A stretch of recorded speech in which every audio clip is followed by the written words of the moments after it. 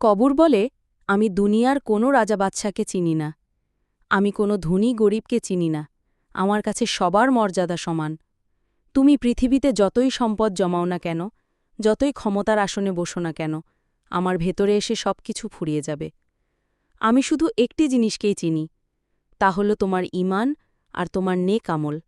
যে ঈমান ও আমল নিয়ে আসবে, আমি তাকে বাগানের মতো জায়গা করে দেব। কিন্তু যদি আমলহীন হয়ে আসো, তাহলে আমি অন্ধকার গহ্বর হয়ে উঠব।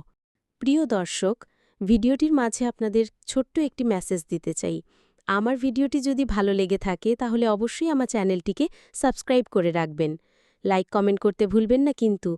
কোনো প্রিয়জনকে শেয়ার করে তাদের। প্রিয় বন্ধু, আজ তুমি দুনিয়াতে আছো, তোমার হাতে সুযোগ আছে নেক আমল করার। কিন্তু একবার কবরের দরজা বন্ধ হয়ে গেলে সাথে যাবে শুধু তোমার ঈমান আর আমল।